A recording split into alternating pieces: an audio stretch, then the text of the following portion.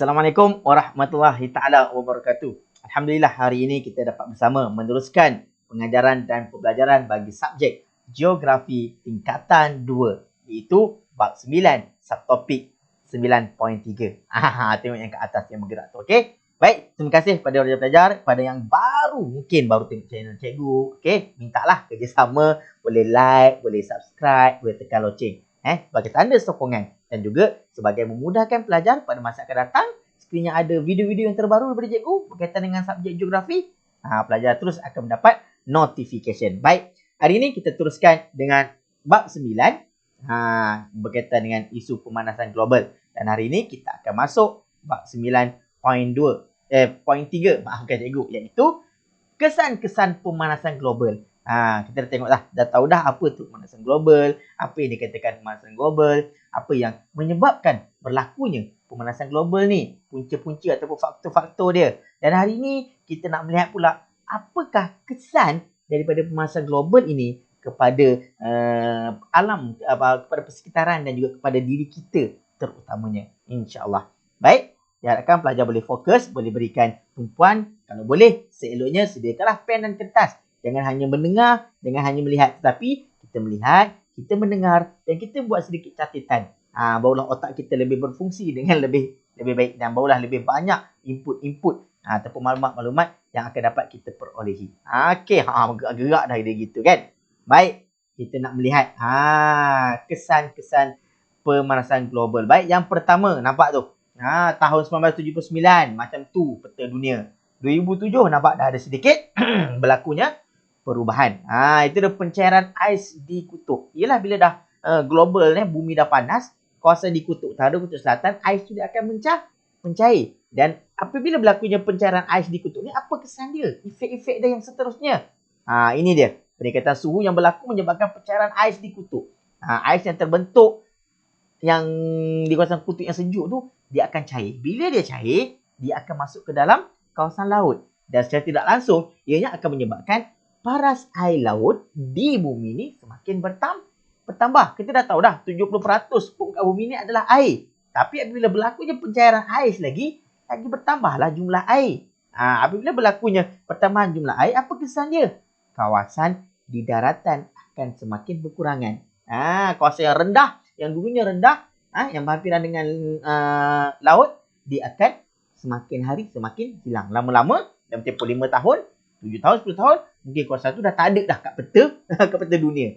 Itu yang kita tak nak. Itu yang kesan pertama yang cuba diterangkan di sini, iaitu kesan daripada pencairan ais di kutub itu menyebabkan paras air laut meningkat dan menjadikan kawasan daratan semakin lama semakin mengecil. Nampak ni contoh, ni Sumatera 1994 dengan 2012 ada sedikit perubahan. Peningkatan suhu air laut juga akan bertambah. Bukan saja paras air laut itu yang meningkat, tetapi suhu air di lautan juga akan meningkat. Apa kesan dia pula kepada kita? Apabila suhu air laut meningkat, plankton yang menjadi sumber makanan kepada ikan-ikan kecil di laut juga akan terjejas. Jadi sumber ikan juga akan terjejas secara tidak langsung.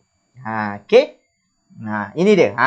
Yang disebutkan tadi, kawasan daratan tenggelam menyebabkan hakisan pantai. Ini dia. Kesan yang kedua, peningkatan aras laut. Cikgu dah terangkan secara tidak langsung tadi. Pertama, bila air di kawasan kutub mencair, menyebabkan aras air laut meningkat. Ini dia, menenggelamkan kawasan rendah dan kawasan yang tepi pantai terutamanya. Menyebabkan berlakunya banjir besar ataupun hakisan pantai. Sebab bila bilangan air laut meningkat, secara tidak langsung juga kuantiti air laut bertambah dan juga hakisan disebabkan oleh ombak, disebabkan oleh angin juga akan bertambah. Dan secara tidak langsung, apabila kawasan-kawasan daratan ni terjejas, berlakunya banjir, berlakunya hakisan pantai, ia akan menyebabkan kemusnahan harta benda. Rumah ke, kenderaan ke, motor, kereta ke. Dan secara tidak langsung juga, ia akan mengancam nyawa manusia itu sendiri. Terutamanya mereka berhampiran dengan kawasan-kawasan yang disebutkan tadi. Tepi pantai, kawasan rendah. Dan yang terakhir, apabila air laut ni tadi dah semakin bertambah, dia masuk pula ke kawasan sungai-sungai, sumber bakalan air bersih pun terjejas. Sebab kita tahu bahawa sumber air bersih kita perolehi daripada sungai-sungai, air tawar. Kita tak ambil daripada air masin. Walaupun ada setengah negara yang menggunakan air masin. Air laut untuk dapatkan sumber air domestik dia. Tapi kita tidak. Okey. Baik, ni dia gangguan cuaca dunia. Nampak tadi. Dia rentetan daripada kesan yang pertama, kesua, ketiga, semuanya ada saling kaitan dia. Gangguan cuaca dunia, berlakunya ombak yang besar. Fauna musnah, hidupan laut musnah sebab air laut dah semakin suhu dia meningkat. Ni dia mengakibatkan berlakunya banjir, ribut, ombak, taufan yang besar. Okey, tak boleh hujan juga jadi tidak menentu. Kalau sebelum ni kita boleh ramal, sekarang ni dah tiba-tiba tak boleh nak ramal dah. Udara pula menjadi kering dan jerebu mudah terbentuk. Ini berkaitan dengan bila panas sangat.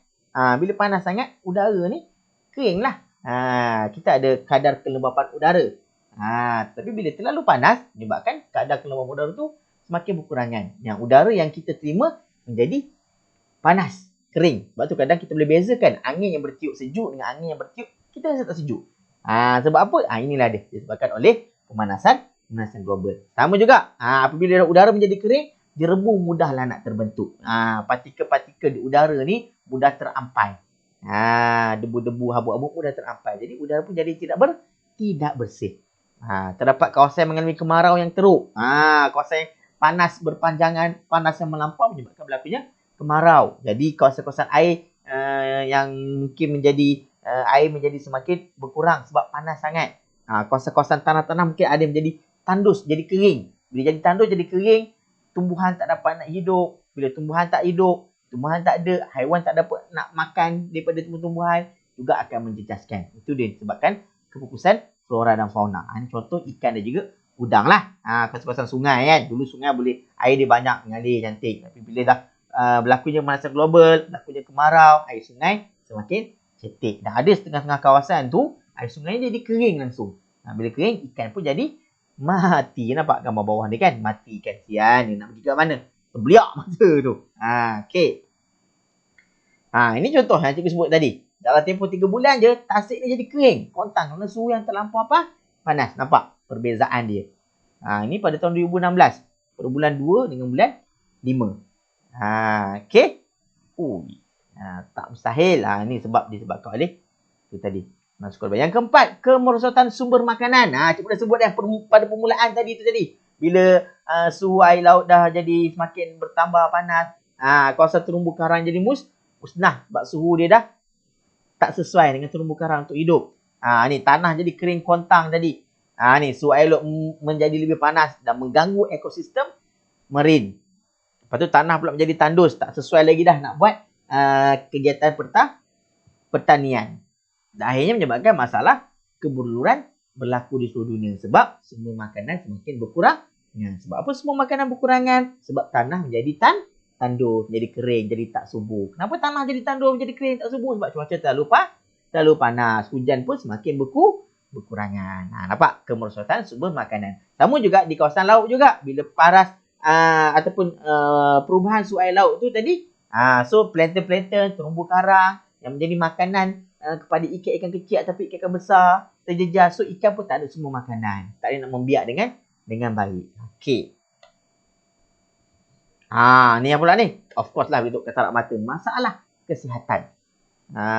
Okey. Macam mana boleh berlakunya? Penyakit katarak mata ni kena terlalu banyak terdedah dengan sinaran matahari yang terik. Sebab itu pelajar kalau berada di kawasan panas, kalau boleh pakai serbuk mata hitam.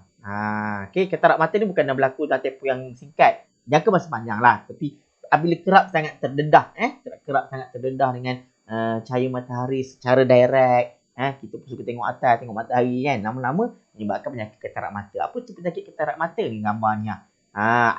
Adanya selaput putih di kawasan biji mata kita tu menyebabkan penglihatan menjadi terjejas. Dan sampai ada masa apabila terlalu kritikal, terlalu parok sangat orang cakap tu, boleh menyebabkan seorang tu menjadi buta. Itu kalau kritikal lah, serius lah. Sebab tu kalau pelajar-pelajar berada di kawasan yang panas, kawasan yang terlalu terang, terdedah dengan cahaya matahari, kalau boleh jangan tengok matahari secara direct ataupun pakailah cermin mata hitam. Yang kedua, menjejaskan sistem imuniti badan. Sebab terlalu panas, so mudah demam. Siang panas sangat, lepas tu malam sejuk. Bila cuaca terlalu beza, panas sejuk, jadi dia demam, jadi sesama, dapat serangan batuk tadi sebab udara dah terjejas kan. Udara dah tak bersih sebab kalau dia terlalu panas, debu-debu tu. Terdedah juga berisiko penyakit kanser kulit. Sebab sinaran matahari ni kalau kita terima terlalu banyak, tak elok jugalah untuk tubuh badan. Sebab dia ada sinaran-sinaran yang tertentu yang berbahaya kepada tubuh badan kita. Yang terakhir, pendedahan kepada strok haba. Strok haba ni maksudnya panas yang sangat-sangat melampau. Bila melampau sangat panas, badan tu asyik berpeluh. So, badan kekurangan air menyebabkan berlakunya strok haba. Strok haba ni jangan main-main, boleh menyebabkan berlakunya kematian. Sebab panas yang melampau. Ada setengah negara tu, dia berlaku kan. Tempoh dia strok haba yang terlalu panas. Duduk dalam rumah pun, pasang kipas pun, panas juga lagi. Okay. Ni dia, gelombang haba, strok haba ni. Kat Malaysia pernah berlaku. Di Malaysia, gelombang haba ditarifkan suhu maksimum harian melebihi 37 darjah Celsius untuk 3 hari berturut-turut. Tu bahaya. Ni info sikit tentang strok haba. Ni cikgu buka lama sikit lah biar pelajar boleh tengok apa tu strok haba. Boleh baca info dia ni. Okay. Kalau terlepas tak apa. Pause video ni. Tengok baca. Okay. Tu strok haba.